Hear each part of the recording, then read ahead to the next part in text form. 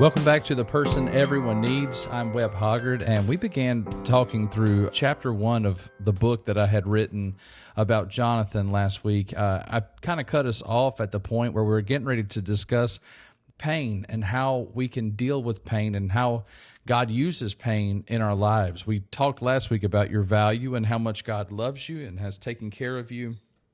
But often when we say things like God is in control, the question that comes after that is, well, if God is in control, why are these terrible things happening to me or to people I love or to people that I see that they're good or however we want to say that? And I don't know that I have an answer for it, but today I want to read you kind of my response when people say those things to me. I don't have any answers, but I do believe that God, maybe He hasn't planned the pain, but He has a plan for the pain. So we're going to pick up today at the pain. So if all of this is true, what do I do? If I believe all of my life is planned by God, what about the terrible things that have happened? I want you to know a few things. God saw every moment and His heart breaks. God hates sin and all that comes with it. God knows the pain and He hurts with you. God wants to use those pains to bless you. God can redeem the hurts and you at the same time.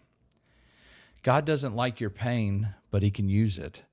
When I started college, I was in the worst emotional state of my life. I was embarking on a new life in a foreign land, all the way down in Florida. I had little support. I made many calls, but I hate phones. I was in an unhealthy relationship that was a strain on all other possible friendships. I had a roommate also trying to find himself. I took to depression, and he took to anxiety, and we didn't mix well. I began to pull myself away from people. I started trying to find places to be alone. At the moment I felt most alone, I just wanted to be alone. I blamed everyone else for the hell I was imprisoned in. I began praying for death, looking for ways to kill myself, wanting so bad to not hurt anyone else, but feeling as if every one of my breaths caused pain for someone else. I found some old, pathetic rooms on campus with a few feeble pianos. I shut myself in there for hours. Every day, I'd go to my sanctuary away from people. I couldn't play music, but I knew what it should sound like. So in my fortress of solitude, I began to assail these pianos. Someone would come in and say, if you play here, it's a C chord. I'd take that and punish the piano for hours, trying to figure out what was the best to play with it. These abandoned, broken, out-of-tune friends were the only ones I had. They felt my wrath and pain, and I began to sing out of the darkness comfort, trust, and worth. It wasn't long, and I had taught myself how to play a few songs. I began to try to find my way back into the world. I went to church and idiotically told them I could play the piano, and within weeks, this gift that was born of pain was being used not only to soothe my tortured soul, but to lead many others to the very God that was my healer. From pain, I went to serve others and ended up directing people to the God who mends all hurt. His hands wound, but they heal. His hands cut, but they bind up. I'd rather be broken in His hands than whole anywhere else. I can tell you that God is in control, that He knows your pain and wants to redeem it. He has a plan for it. I don't know if He planned it, but He has a plan for it. He is sovereign. We just can't see it yet. We still see the gray clouds, but don't forget that. Even when you can't see the sun or feel its warmth, it's still shining and it's still warming. He is still there. He didn't plan it, but He has a plan for it. I would have never known God could get glory out of such a deep, dark day had I not been thrust into such pain. I would have never found the family that would nearly adopt me during those years. Today, I can minister through my pain because others in pain ministered to me at my lowest. Pain encourages you to give up. Pain says there's nothing to live for. It takes you to rock bottom, but it's there when you have nothing else to give that hope rises. Hope brings you out. When the darkness surrounds me, I call to mind the faithfulness of God and have hope.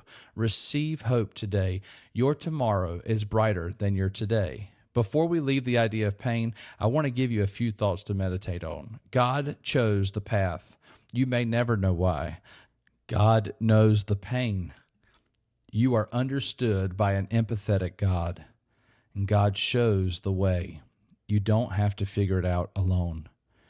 My favorite proverb is Proverbs 4:18. It says, "The way of the righteous is like the first gleam of dawn, which shines ever brighter until the full light of day."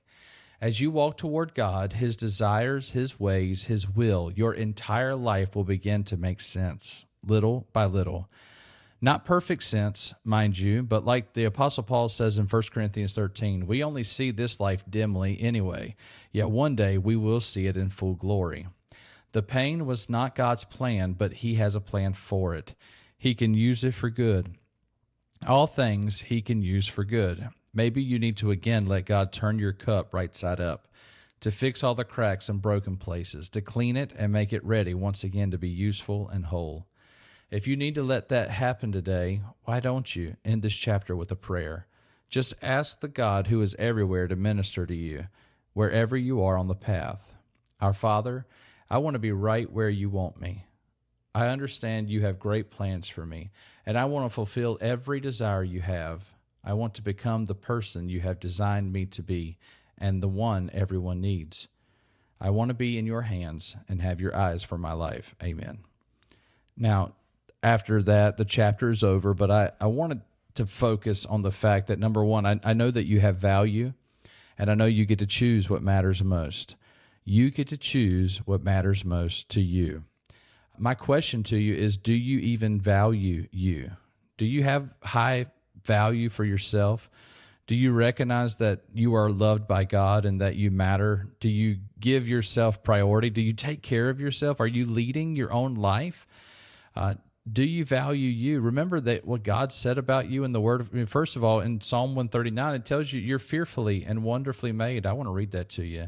The psalmist of 139 says, "For you formed my inward parts. You knitted me together in my mother's womb. I praise you, for I am fearfully and wonderfully made. Wonderful are your works. My soul knows it very well. My frame was not hidden from you when I was being made in secret, intricately woven in the depths of the earth.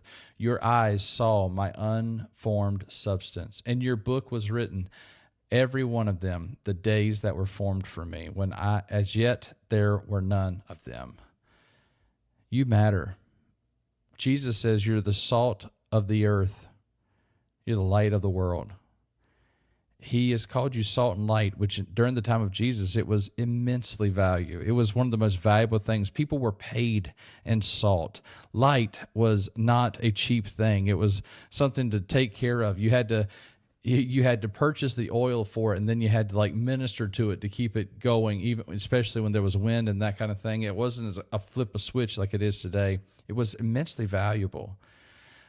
The world only had half of the use it did before there was light. Do you understand what I'm saying? Like when he says you are light, when we're living in a dark world, do you have any idea how the immense value that you have?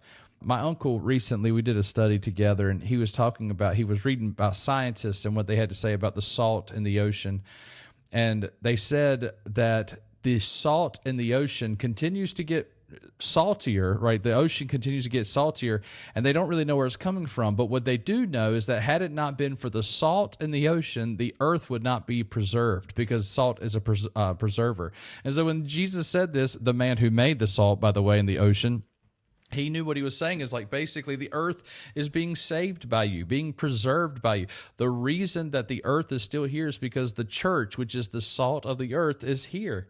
I thought that was a really cool picture. So you are as immensely valuable and as vast as the oceans. I want you to keep that in mind. You're valuable. I want you to know that 1 Peter tells us that we're a chosen generation, a royal priesthood. Jude tells us that we are loved, we are called, and we are kept by God Almighty. Paul tells us in 1 Corinthians 6 that your body is the temple of God. It was bought with a price. The presence of God fills that temple, and it was purchased with the blood of Jesus. You are immensely valuable. Romans 5:8 tells us that while we were still sinners, he died for us. John 3:16 reminds us that God so loved us that he sent his only son to die. How are you taking care of yourself? We know that God loves you, but do you love you? Do you love you? When the scripture says love others how you love yourself, are you lowering that level of love because you don't love yourself appropriately? The scriptures encourage us to see our own value, to believe that we are children of God, we're the head and not the tail, and recognize that because of those great things, we can, that scripture that talked about you are the temple, you've been bought with a price, it was talking about honoring God with your body. Honoring God with your body. Do you value your health, physical, emotional, mental health? Do you take care of your possessions as if they were not your own? You were bought with a price, so everything that you own is God's. How about your habits? Who are the people and what are the things you're talking about? What are your actions on the daily? I know this to be the case. The people who say things like, I'm nobody anyway, those are the ones that are usually saying the most destructive things. I know many do nothing because they can't do everything, but you don't see your value. I wish you could see yourself the way God sees you. He loves you. In closing today, I want to share something with you. I hope you'll receive this almost in a prayerful attitude. If you need to get in a quiet place and just hear this, but hear God say these things over you. You matter. I love you. You are immensely valuable and worthy of my attention and sacrifice. I have come a long way to find you, and I have called you. Follow me. I'll take you places you could never believe. Be holy as I am holy. Just like there is no one like me, I see no one like you. I need you to be who I would be if I were you. You have what it takes. I love you to death, and there is no greater love than that. Hear God say that to you. The person that everyone needs is someone who knows who they are. Know your value. Understand your value. Live the value. Even despite the past and the pain, live the value of who you are, because that's the person everyone needs.